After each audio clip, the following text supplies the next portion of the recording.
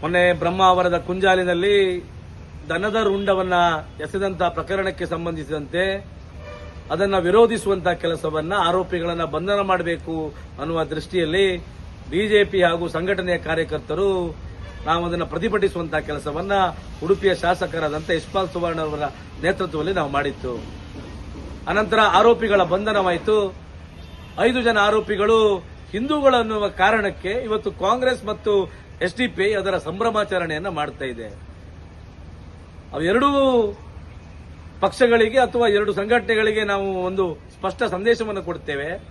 ನಮಗೆ ಗೋ ಸಾಗಾಟ ಮಾಡುವವರು, ಗೋ ಹತ್ಯೆ ಮಾಡುವವರು ಯಾವ ಧರ್ಮದವರು ಅನ್ನುವುದು ನಮಗೆ ಮುಖ್ಯ ಆಗುವುದಿಲ್ಲ. ಅವರು ಯಾರೇ ಆಗಲಿ ಅವ್ರ ವಿರುದ್ಧ ಕ್ರಮ ಆಗಬೇಕು, ಅವರನ್ನ ಬಂಧಿಸಬೇಕು, ಅವ್ರ ವಿರುದ್ಧ ಗೂಂಡಾ ಕಾಯ್ದೆ ಹಾಕಬೇಕು ಅನ್ನುವುದು ನಮ್ಮ ಎಲ್ಲ ಸಂಘಟನೆ ಒಕ್ಕೊರಲ ಎಲ್ಲ ಕಾರ್ಯಕರ್ತರ ಒತ್ತಾಯವಾಗಿದೆ.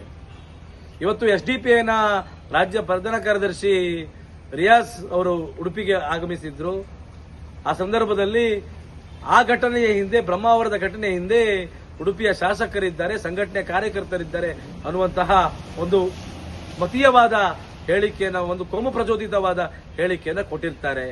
ಮಾನ್ಯ ಉಡುಪಿ ಜಿಲ್ಲೆಯ ಎಸ್ಪಿ ಅವರೆಲ್ಲ ಮನವಿ ಮಾಡ್ತೇವೆ, ಇಂಥ ಒಂದು ಹೇಳಿಕೆಯನ್ನು ಕೊಟ್ಟು ಜಿಲ್ಲೆಯ ಅಶಾಂತಿಯನ್ನು ಹಾಳು ಮಾಡಿರ್ತಕ್ಕಂಥ ಎಸ್ಡಿಪಿಐನ ನಾಯಕನನ್ನು ಬಂಧಿಸಬೇಕು, ಸ್ವಯಂ ಪ್ರೇರಿತ ಕೇಸನ್ನು ದಾಖಲು ಮಾಡಿ ಅವರನ್ನ ಬಂಧಿಸುವಂತಹ ಕೆಲಸವನ್ನು ಪೊಲೀಸರು ಮಾಡಬೇಕು.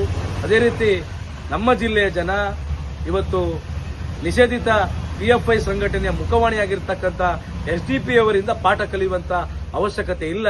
ಮುಂದೆ ಇಂತಹ ಒಂದು ಸ್ಟೇಟ್ಮೆಂಟ್ಗಳನ್ನು ಕೊಟ್ಟಲ್ಲಿ ಉಡುಪಿ ಜಿಲ್ಲಾ ಯುವ ಮೋರ್ಚಾದ ವತಿಯಿಂದ ಎಸ್ಡಿಪಿಯ ನಾಯಕರಿಗೆ ಗೆರವು ಹಾಕುವಂತ ಕೆಲಸವನ್ನು ಕೂಡ ಭವಿಷ್ಯದಲ್ಲಿ ಮಾಡಲಿಕ್ಕಿದ್ದೇವೆ. ಆದ್ದರಿಂದ ಜಿಲ್ಲೆಯ ಶಾಂತಿಯನ್ನು ಕಾಪಾಡೋಕ್ಕೋಸ್ಕರವಾಗಿ ಪೊಲೀಸ್ ಇಲಾಖೆ ಇಂಥವರ ಮೇಲೆ ಕ್ರಮ ಕೈಗೊಳ್ಳಬೇಕು, ಕೇಸನ್ನು ದಾಖಲಿಸಬೇಕು. ನಾಳೆ ಎಸ್ಪಿ ಅವರಿಗೂ ಕೂಡ ನಾವು ಮನವಿಯನ್ನು ನೀಡಲಿಕ್ಕಿದ್ದೇವೆ ಅಂತಕ್ಕಂಥ ಹಕ್ಕೊತ್ತಾಯವನ್ನು ಬಿಜೆಪಿ ಯುವ ಮೋರ್ಚಾದ ವತಿಯಿಂದ ನಾವು ಮಾಡಲಿಕ್ಕಿದ್ದೇವೆ.